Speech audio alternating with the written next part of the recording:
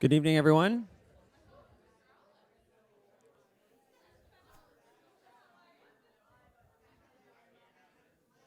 If we could just, thank you, just start the evening together. My name is Woody Bradford. I'm the Assistant Superintendent of Schools for the Langley School District. And we have some special guests here tonight. We have our board chair, Megan Dykeman, here. We have Trustee Tony Ward. We have Superintendent Gord Stewart. Jeremy Linden, Principal of Aldergrove. Kurt Renault, Vice Principal of Poppy. George Kozovic, District Principal of Instructional Services. And Joanne Abisher, our Communications Manager. Before we begin the evening, I just would like to start by acknowledging as we gather together to continue our work to inspire all our learners to reach their full potential, that we do so on the traditional, ancestral, and unceded territories of the Kwantlen, Katzie, Matsqui, and Semiahmoo First Nations. I'd like to begin this evening by welcoming our board chair, Megan Dykeman, to come and say a few words. Thank you, Woody. Appreciate it. Good evening, everybody. Thank you to everybody who's come out tonight. This is our 7th consultation that staff's undertaken, and this one was included in as an opportunity for all of those who couldn't join the other 6 consultations in the community, and an opportunity to come and hear the exact same information that's been shared elsewhere, but be able to receive that information if they're at home also. So that's why we have live streamed this one. It is the conclusion of our in-community consultations, but is not the conclusion of the work that needs to be done. So what I wanted to do was take an opportunity on behalf of the board to cover 3 things. Where we started and how this exercise began, what's going on now, and where we'll be going in the future. So back in 2012, the Langley Board of Education undertook a long-term facilities plan review. That review is something that the ministry requires. They require us to look at our long-term facilities plan kind of holistically, like where are we going? Create a long-term vision for the district. The idea being that that allows us to make really good decisions going forward, and also allows the ministry to better understand where they should be putting resources and what sort of things will come up in our capital plan. So in that long-term facilities plan vision, there was a middle school conversation, and out of that there was a decision. There was a motion by the board that was approved to transition our district to a middle school model. So in that process, we also instructed staff to undertake a consultation with all regions, and the last of those regions was the Aldergrove Poppy area. So June the 18th, 2019, the board did move to start a consultation process, so staff would go out and meet with the Poppy, Aldergrove, Coghlan areas and hold a series of community meetings and come back and report to the board. That's a very important distinction that really I wanted to talk about tonight, because as we've received feedback, there's been a little bit, I think, of a misconception of how we all started and also the role that staff plays. So as a trustee, we receive information. As a board, we make a decision, but we instruct staff to take those consultations on. So the board supports the role of staff going out to communities. And that is so important because we are a community. We are a school district that is made up of schools all over. And as a community, the robust conversations that we have help us make really good decisions. So we have our staff go out, we have a conversation, and then staff comes back. But at the end of the day, the board makes that decision. The board decides how things are going to move in the direction we're going to go at that strategic level. So that's something that I think is really hard when you're going through a consultation like that. Like, how did this get started? How did we end there? But it is that. It's a conversation. We need your feedback, and we appreciate the feedback. And as trustees, we receive all of the feedback. I know sometimes it feels like I'm sending this email into the abyss, and where is it going? Myself as board chair, I think if you've written, you've probably received an email back from me on behalf of the board. As the spokesperson, I attempted to answer every email that's come in. But say you filled out the survey but didn't send an email, or you just sent it to the feedback email. That whole package becomes part of what we consider. That's a public document. And we see all of that. There's no information that's received by our staff that doesn't come to the board for us to consider. So I really hope that as we go through this, we remember the most important thing where we're going. Well, one of our core values is courage in this district. And part of that courage is that we have the courage to have conversations where we sort of say, how did we get here and where are we going? But we still have to have the conversation because we have to look at the whole picture as we're moving forward. So as a board, we have to look at the whole planning. But at the end of the day, no matter which way a decision goes, after the board's considered it, we as a community still need to move forward and realize that the relationships we have, they still need to sustain and move forward at the end of a consultation. So as a board, our promise to you, to the community at the beginning, was that we are going to have a conversation. We're going to ask for your feedback. We're going to review that feedback. We're going to, at a public meeting, have debate about a process, which you're going to be able to watch and listen to, of course, because that's a tenet of democracy. We debate things in public. But we're going to receive all of that feedback at the beginning. We have to receive it all. So it may feel like, well, I'm sending in this feedback, but I'm not getting a response right now. No, because part of the consultation process is that the entire community has an opportunity to provide feedback. And then we consider the totality of it, right? And then we talk about it.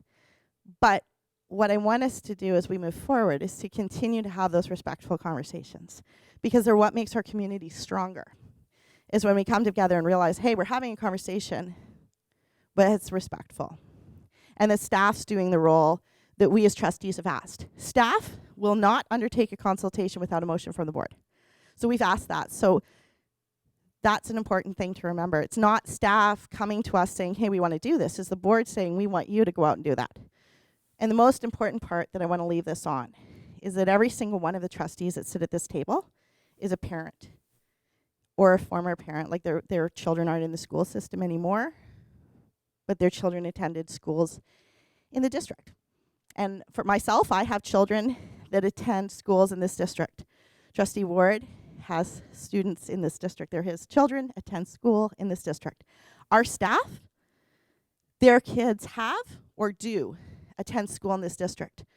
We're part of your community. I'm sitting here looking at people who are in my 4-H group because we're part of your community. And we're having this conversation with you. And that's something I want you to all just consider as we move forward. We are invested in your community too. So on behalf of the Langley Board of Education, thank you for coming out tonight. Your feedback is valued and important, and what makes this school district an inspiring place where every learner has an opportunity to reach their full potential. So thank you, and I will hand it off to our staff to continue the process. Thank you.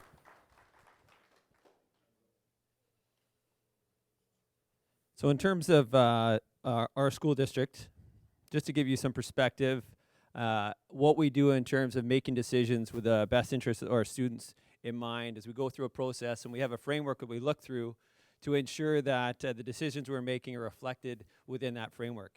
It keeps us on the pathway in terms of learning and to ensure that all our schools across our district are receiving those experiences that are equitable for our students.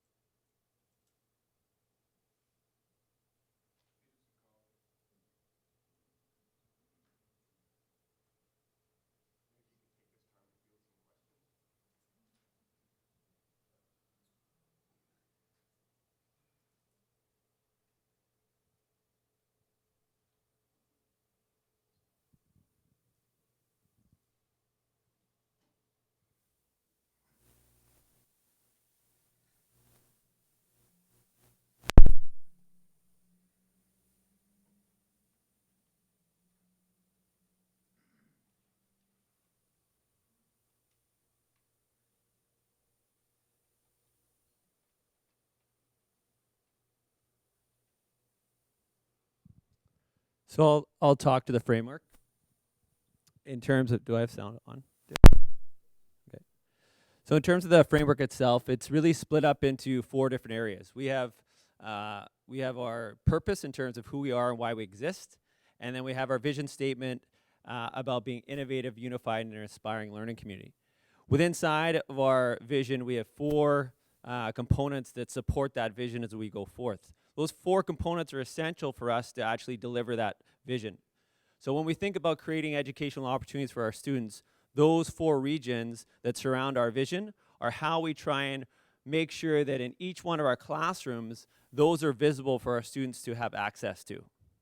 And then what upholds our framework for enhancing student learning are the 4 core values that we have. So integrity, courage, community, and excellence are what we do in our schools to ensure that we model for our students, and our students work with us to have those as core behaviors as a district and in our school. So recognizing that when you go through a consultation, to us as a district staff, as we go through this process with each of our communities, and in this case Poppy and Aldergrove, is the connection we have together as a group. So we work through those connections to trying to ensure that we have conversations that really reflect the values that we have as a district. And within those core values, the showcase that happens is the ability to build a vision. To build a vision not just for one community, not for 2 communities, but for all of our communities across our district that are innovative, inspiring, and unified in what we do for students. And in saying that, I recognize that everyone has a different perspective. Everyone that came here tonight, everyone who's listening and watching at home, everybody's going to have their own perspective on what they believe they need at this time and now in terms of their students and what they want to be able to have going on in the future. Those perspectives are really important. And how you gather those perspectives is part of this process. And consultation is about gathering as many perspectives as you can so you can make an informed decision. And our board chair, Megan Dykeman, talked about at the beginning about just the importance everyone has in their own communities and how all of us have connections to Langley. We believe in this community as a community that has strong core values. I went through this school system. I went through Peterson Road. I went through Poppy. I understand the values that are in that community, and I also understand the values that are in the Aldergrove community. I spent many Friday nights or Saturday nights at a hockey arena in Aldergrove. I've played on soccer fields in Aldergrove. A lot of athletics I had when I was younger was all through the Aldergrove community. Both communities have special places in the greater community in Langley. Both have value in what we do and how we make decisions. As we go through this process, my greatest hope is that both communities share each other's perspectives and value those perspectives. And at the end of the day, whatever the result of this consultation is, that both communities are stronger for it. Because in the end, that strength will be reflected in the students in our schools. And that's critical. Tonight, as we go through this process, we wanted to make sure the format was laid out in a way that we spent some time. It's user-friendly in terms of I'm going to provide you some information. Joe's going to provide you information as well. And when we finish the presentation, there'll be an opportunity for you to go and give us your feedback online so that you can use that feedback again. As Board Chair Dykeman said, we can have that information and add it to the process as we go forth into December. Just to give you some background information on the actual 2 board motions. So the board motion back in 2017 was to implement a middle school in the DW Poppy region. At that time that we went through that consultation, Superintendent Stewart led the consultation in 3 different areas: DW Poppy, Brookswood, and Walnut Grove. It was decided by the board to go forth with Poppy as the starting component or the starting community to look at a middle school in that region. As Board Chair Dykeman referred to, at the end of last year, in June, the board put another motion on to consult with both the DW Poppy and Aldergrove regions, specifically around next steps with the middle school. The actual board motion itself is that district staff commence a consultation process with parents and staff in the DW Poppy and Aldergrove families of schools and Coghlan Fundamental Elementary, regarding the 3 options presented to the Transition Committee and report back to the Board of Education at the regular meeting in December 2019 with the feedback they receive and possible next steps. And the last part of that consultation is really important for people to consider. Possible next steps. So our job as staff is to gather this information, bring it back, and then the board will direct us in terms of what our job is to do as we go through the next steps of this process. And behind those 2 board motions are a focus on students. And again, a perspective. We want to ensure that all our students in every single one of our communities have a place that cares for them and for their own social and emotional well-being. We want to be mindful of the physical well-being, and we want to provide vibrant and sustainable learning opportunities for all our students across our entire district. For now, for tomorrow, for the future, to ensure that our students have those opportunities and to ensure that we showcase the district we are and the vision we stand behind. And as we go through this, we recognize that this consultation really represents a conversation. And conversations are the heart of a relationship. And conversations are two-way. And as we do this and go through this, we gather it in a way that we provide a venue for everyone to share their opinion. And not just in person at each of the community events, but also online. So with that in mind, I'm going to ask Joe to come up and just share the communication plan around consultation.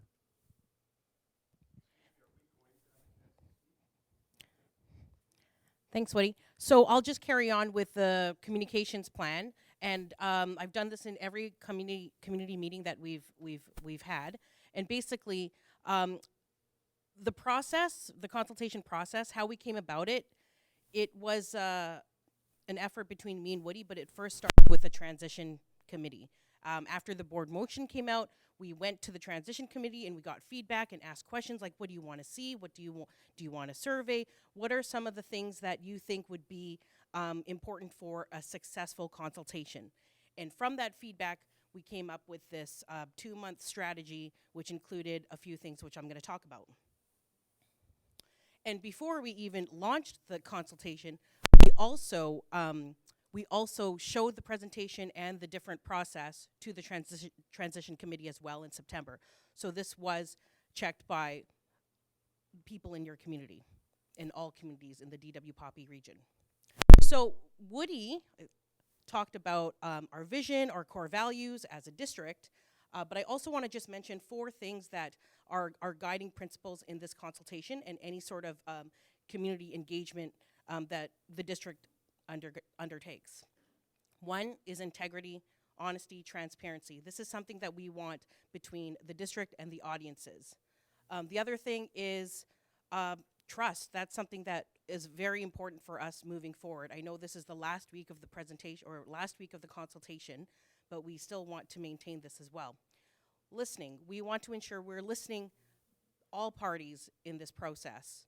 And listening, and I will clarify, doesn't have to be through hearing, as in your ears. I mean, we're talking feedback submitted through online submissions, written submissions, different ways of actually listening to the community. And lastly, as Board Chair Dykeman suggested and had said, respect is a big part of this whole consultation process. So those are the 4 guiding principles. One thing I want to also mention is, what do we mean by consultation? So it's important for me and for us as a district to define that. So when you look at this spectrum here on your graph, and for those that are watching at home, you'll be seeing this, this graphic, which is a spectrum of the different levels of engagement. Everything from informing the public, consulting with the public, and then all the way down to empowering. And by empowering, I think you might know what that means. It's basically giving the public the power to decide. That's not what we're promising the community at this point. We're saying by consultation, we define it as keeping you informed, listening to and acknowledging your concerns and aspirations, and then taking that information and then telling you how that's influencing, whether it's the recommendation or the decision made at the very end. So that's our promise to you.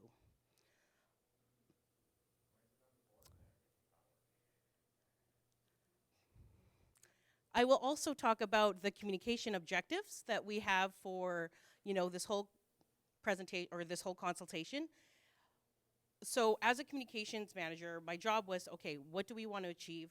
These are the different things that we wanted to achieve moving forward in this process. Everything from educating you about the background, informing you of the processes, which is what I'm doing right now, inviting you to take part, engaging with you over the 2 months, and then we're going to take all this information back, collect the data, analyze it, put it back into a report for the board as well as for the public to see at the same time. That is, again, our objectives. I also want to mention a few other objectives. In order, when we designed this, I wanted to ensure that we were making it accessible. It's been a lengthy 2 months. We've gone from community to community, but we felt like we needed to do that. Every community, every school has their own distinct needs and perspectives, as Woody had said, and we wanted to honor that. We also wanted to make it accessible. I know we have about 24, at least when I had checked, 24 people watching at home, and they'll probably be watching it later on because it's recorded. You might watch it again as well, and that's important because we want this to be accessible to everyone. The timeline, as I've mentioned, 2 months. It closes on the 15th, and the audience, parents, staff, students, really the general public. You may not have a student in the system right now, but that doesn't mean that we won't listen and value your feedback. And the different ways that we've reached out to people. We've had the community meetings as suggested.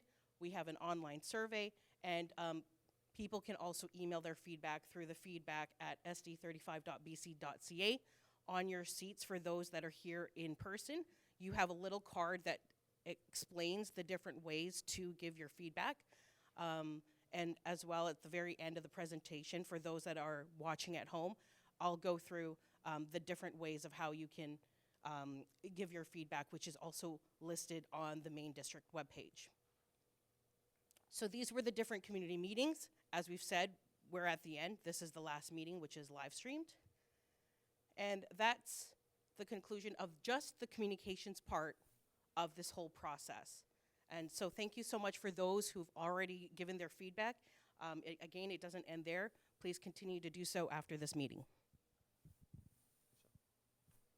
All right, I'm going to run you through two different stories because we're dealing with two different communities and the background behind each of the stories so you can have an understanding of when we say transition committee, what we mean by transition committee, what was the purpose of the transition committee, and what roles do we have represented within the transition committee. So DW Poppy, as I said, was we were looking at what we were going to do for middle school in the region, and part of the work that we had to do was gather leaders from each of the communities to come together to work through what that process was going to look like to create a middle school in the DW Poppy region. Within that committee, we had each of our schools represented, each of the elementary schools were represented, along with Coghlan Fundamental and DW Poppy Secondary. The leaders that were represented within each of the communities is we had the principal and vice principals on those committees. We had support staff and teaching staff represented on those communities, and we had parents represented. Most of the parents that represented the communities came from the PAC, and the PAC would select one individual to be part of that, and in some cases we had more than one person on that committee to represent the parents. So we had in the DW Poppy transition team roughly about 30 to 35 people, and what our job was is just envision what the middle school was going to look like in the DW Poppy region. And when we went through it with the transition team, they had specific hopes in terms of what they wanted for the process. And the hopes that they had were around the students, focusing on the students, building the community, the learning and the opportunities that were going to be presented. And what we tried to do is each of the sessions that we came together as a group was to focus through these filters so that we could have the conversations about what the middle school was going to look like in the DW Poppy region.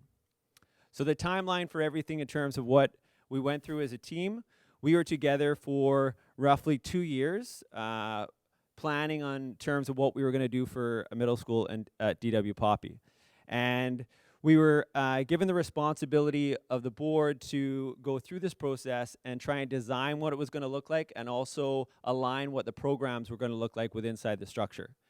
The structure was obviously the current DW Poppy Secondary School. So the vision was to have a 6 to 8, 9 to 12 school within that current structure.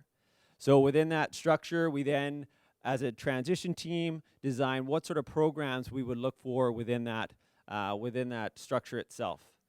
The structure, in terms of the layout, was aligned with a capital letter that we submitted to the government. And we went through the process of submitting the capital letter through the approval of our board. The first year we were together for $4.5 million, and we were not successful at that time getting the $4.5 million. So we came back together again the next year, and we resubmitted the capital letter again. And again, we weren't successful in receiving the $4.5 million. So at that time, we did not have the funds at that time to be able to build the vision that we had created as a transition team. And what the staff did is the staff came back together, the principals and vice principals of each of the schools, and because we knew that at that point we weren't going to get the capital letter funding, we wanted to talk about what the next steps were. What were the possible next steps? What do we need to explore?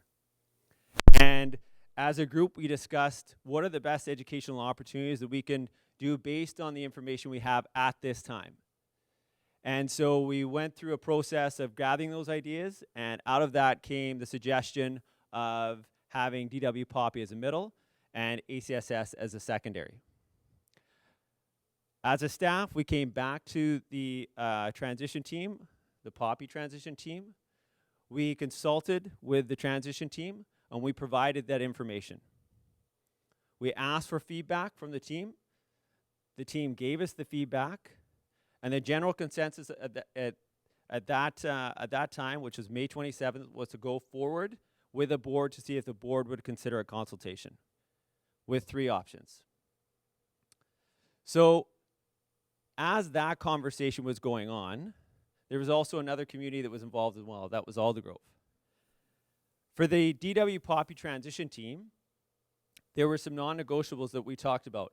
And these were 3 themes that ran through the 2 years we were together. So one thing is they wanted educational improvements, not just for the middle, but also the secondary. They wanted to see students inside the building for safety concerns. They wanted to make sure they had students inside both middle and secondary.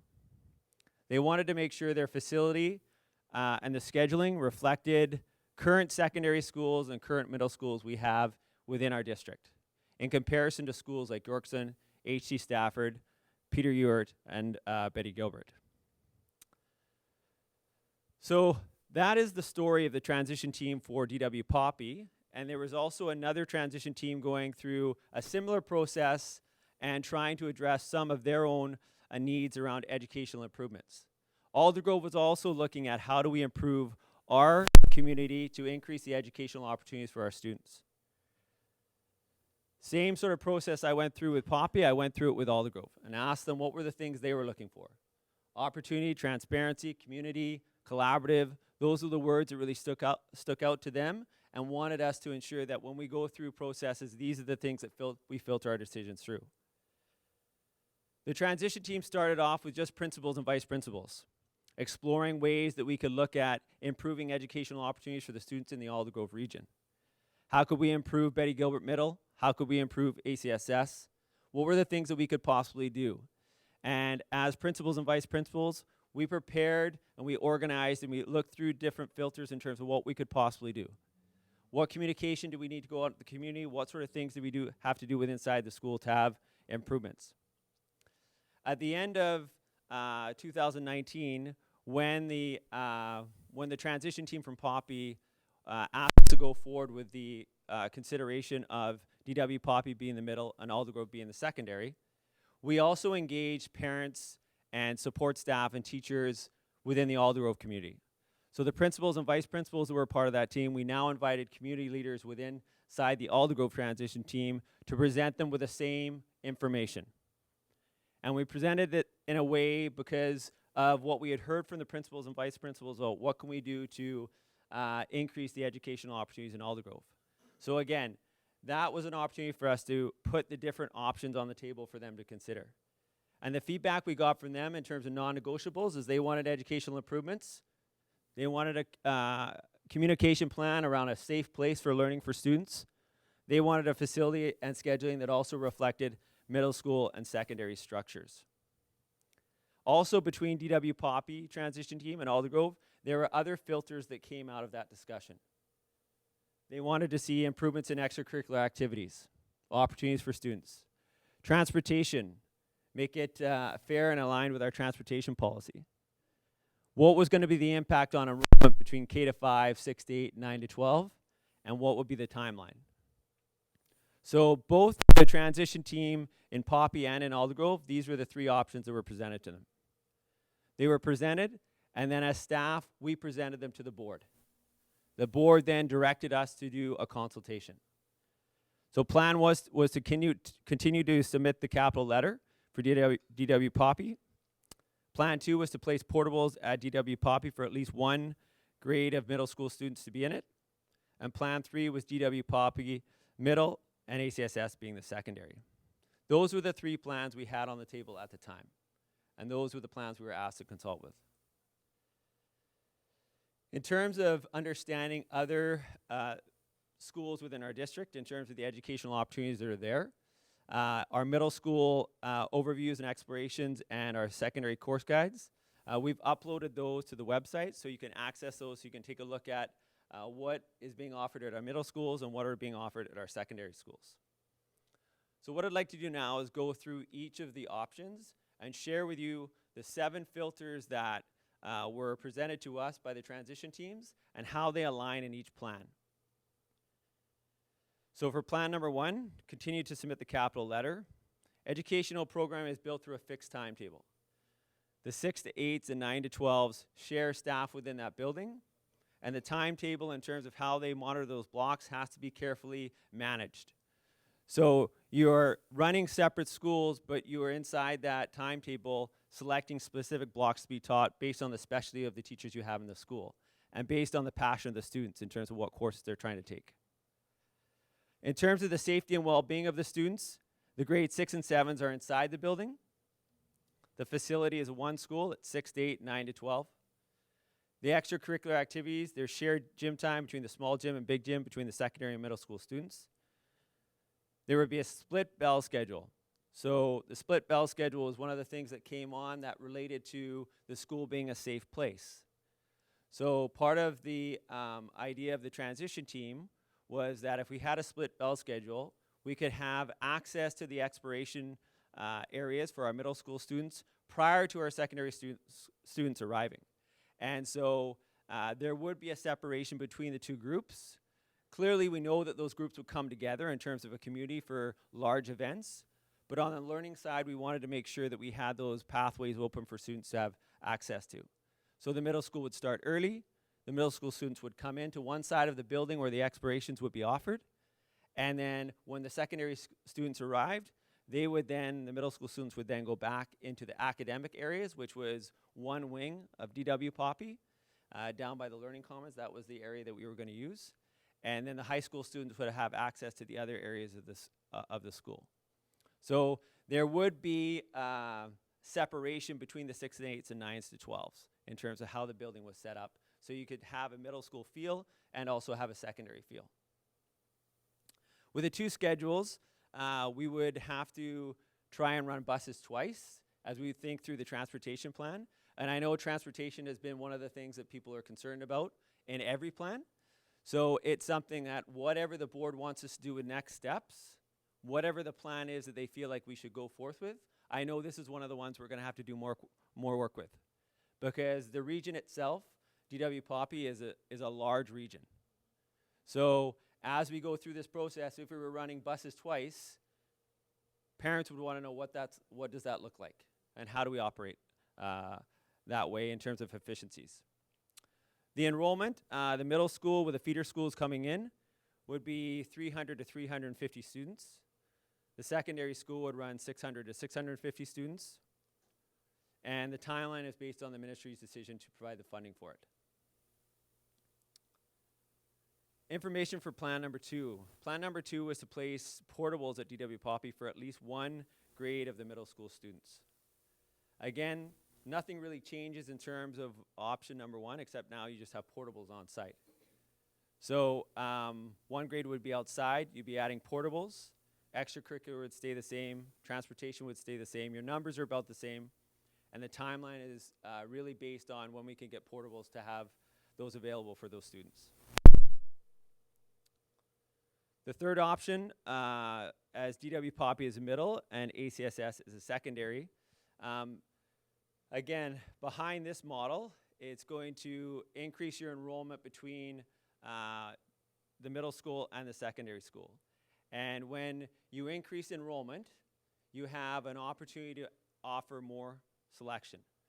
So whereas if you have an enrollment that's lower, you can try and offer as many blocks as you can, but it's really based on the number of students you have in the school, which fixes the timetable for students. They may not be able to run all the courses they want to run because we don't have enough students to run those courses. So when you look at a high school that goes from 700 to 1200 or 700 to 1100, you have more opportunities to put blocks in that secondary school. And then in the middle school, when you're running a middle school of 300 to a middle school of 700, you also have differences in terms of the amount of participation you're going to have in sports and the things that you're going to do with the students. And so the increase in numbers means more educational opportunities to drive that plan.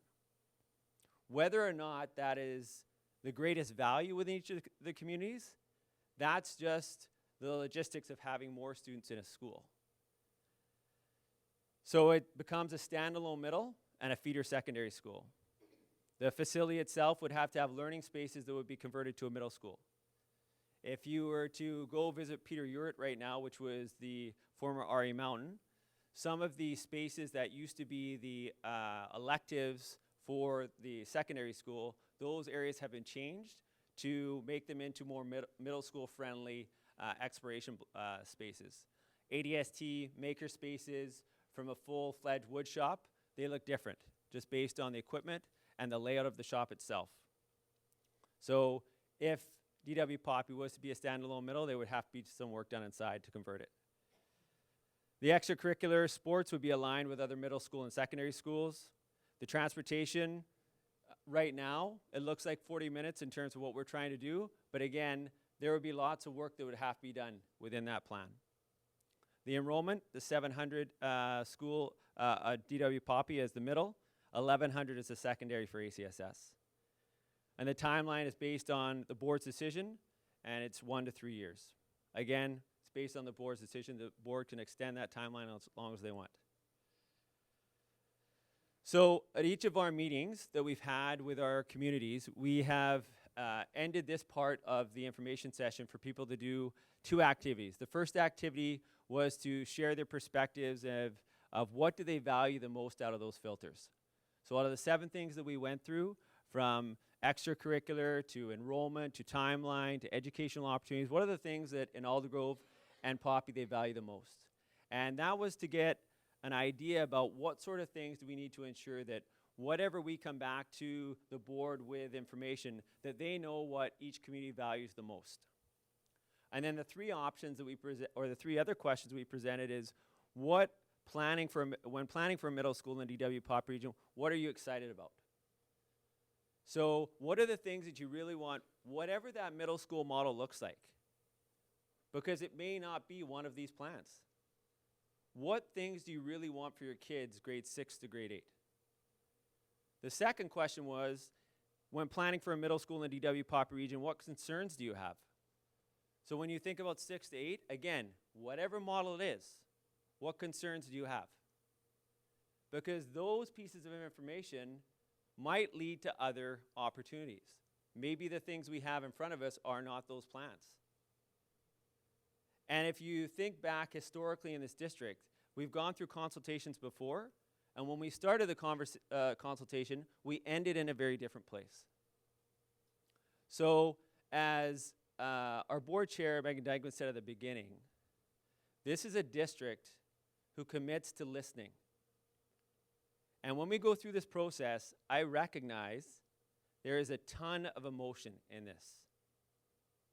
I understand that. Both communities are going through what is the next step going to be. And what I can tell you is that we will listen and we will learn together. And the last question is all about that listening. Are there any other ideas or needs that should be considered when planning for a middle school in the DW Poppy region? If there are ideas that are greater than the transition committee came up with, then we need to explore those. But I'm not here to tell you what those options are. Your job as community stakeholders is to share those options with us. So as you go forth and you go through each of these questions, and you can do them online, I would encourage you to think through that. Think about what you're excited about when it comes to middle school. What are things that are challenges for us that we need to consider? And what other options haven't we considered? And all of that information will be delivered to the board on December 10th. And then I'll ask the board what's the next direction they want us to take us in this process.